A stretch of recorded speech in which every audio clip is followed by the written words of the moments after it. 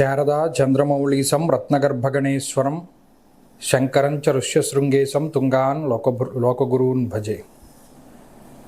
శృంగేరి శారదాపీఠ ఉభయ జగద్గురుల యొక్క పాదపద్మాలకి నమస్కారం చేసుకుంటూ, జ్యోతిష్ శాస్త్రాన్ని భావతరాల వారికి ప్రసాదించిన ఋషుల యొక్క పాదపద్మాలకి నమస్కారం చేసుకుంటూ, అలాగే నాకు ఈ జ్యోతిష విద్యను నేర్పిన గురువర్యులు జ్యోతిష బ్రహ్మ కీర్తిశేషులు శ్రీ ఏరంకి సూర్యనారాయణమూర్తి గారు, సూర్యశ్రీ దైవజ్ఞ గారి యొక్క పాదపద్మాలకి నమస్కారం చేసుకుంటూ, ఓం శ్రీ మహాగణాధిపతి నమః, శ్రీ గురుభ్యో నమః, హరి ఓం.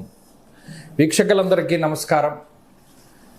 జూలై నెల 27వ తారీఖు లగాయితూ దాదాపుగా 137 రోజుల పాటు వక్రగతిన సంచరించబోతూ ఉన్నటువంటి శనేశ్వరుని యొక్క వక్రగతి తాలూకు ఫలితాలని పూర్తి శాస్త్రబద్ధమైనటువంటి ప్రమాణాలతోటి గోచార దర్శనం వంటి ఉత్కృష్టమైనటువంటి గ్రంథం ఆధారంగా మనం ఈ వీడియో ద్వారా ఆ శనేశ్వరుని యొక్క వక్రగతి 12 రాశుల పైన ఏ విధమైనటువంటి ప్రభావాన్ని చూపించబోతూ ఉన్నది అనేటువంటి విషయాన్ని మనం పరిశీలన చేద్దాం.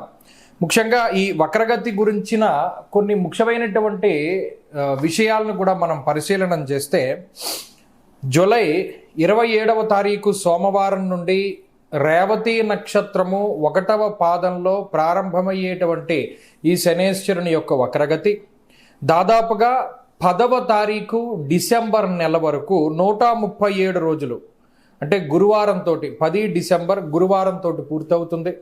137 రోజుల పాటు ఉత్తరాభాద్ర 4వ పాదము, ఉత్తరాభాద్ర 3వ పాదంలోకి శనేశ్వరుని యొక్క వక్రగతి కొనసాగుతుంది. శనేశ్వరుని యొక్క వక్రగతి అంతా కూడా మీనరాశిలోనే ఉంటుంది. రాశి మారలేదు. రాశి మారనంత వరకు ఫలితం ఒక విధానంలో ముందుకు వెళుతుంది. రాశి మారిపోతే, అంటే కొన్నిసార్లు శనేశ్వరుడు వక్రించి మీనంలో ప్రారంభమై కుంభానికి వచ్చేస్తారు, అప్పుడు ఫలితం మారిపోతుంది.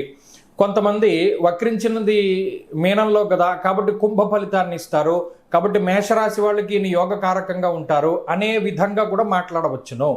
ఇది వాళ్ళ ఇండివిజువల్ ప్రాస్పెక్టివ్ తప్పితే దీనికి ఆధారం అనేటువంటిది మూల గ్రంథాల్లో లేదు.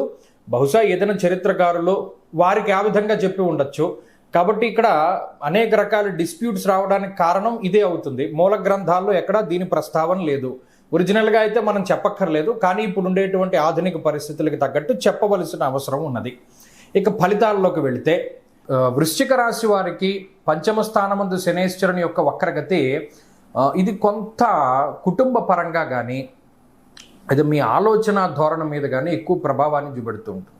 సాధారణంగా శనేశ్వరుడు పంచమంలో ఉన్నప్పుడు కార్యహానిర్ మనస్తాప జ్ఞాతి వ్యాజ్య కలాపహం అన్నారు. అంటే ఏదో ఒక కార్యభంగము, అంటే ఏది ప్రారంభించినా అవ్వకపోవడం, మన జ్ఞాతులతోటి ఎక్కువ వైరం జరుగుతూ ఉండడం ఇత్యాది విషయాలతోటి బుర్ర పాడైపోతూ ఉండడం ఇలా కలగజేస్తూ ఉంటారు. అయితే ఇక్కడ సొంత బంధువులు, సొంత కుటుంబ సభ్యులే మనకు వ్యతిరేకంగా ఉన్నారనేటువంటి భావనను కలగజేస్తాడు. ఇది భావన మాత్రమే, మీరు అది గుర్తుపెట్టుకోవాలి. మన కుటుంబ సభ్యులు మనకు వ్యతిరేకంగా ఉన్నారు, లేకపోతేనేమో ఇప్పటివరకు మనం పోషించినటువంటి వారు మనకు వ్యతిరేకంగా ఉన్నారు, మనం ఇంత కష్టపడి వీడి కోసం పనిచేస్తే వీళ్ళేంటి మనకు వ్యతిరేకంగా ఉన్నారు అనేటువంటి భావన కలుగుతుంది. సరే, దాని నుండి కొంత బయటకు రాగలిగితే శనేశ్వరుడు ప్రభావం నుండి ఆల్మోస్ట్ బయటకు వచ్చేసినట్టు, కానీ రావడం చాలా కష్టం. మానసికంగానే ఎక్కువ ఇబ్బంది పెడతారు. ఏది చూసినా ఎవరేం మాట్లాడుకుంటూ ఉన్నా మన గురించేనేమో అనేటువంటి భావన కలుగుతుంది. అంటే ఇక్కడ ఏంటి అంటే చెడు ఆలోచనలు, ఎక్కువ దీన్ని ఏమంటారు ఆత్మాభిమానం, అతి ఆత్మాభిమానము, ఎవరైనా ఏదైనా మాట్లాడుకుంటూ ఉంటే మన గురించేనేమో అనేటువంటి భావన కలగడము ఇత్యాది విషయాల ద్వారా ఎక్కువ బాధ పెడతారు. సరే, ఇది మానసికమైన బాధే కాబట్టి కొంచెం మనం దాటగలిగితే బయటపడిపోతారు తప్పితే మిగతా ఏ విషయాల మీద ఈయన ప్రభావం లేదు.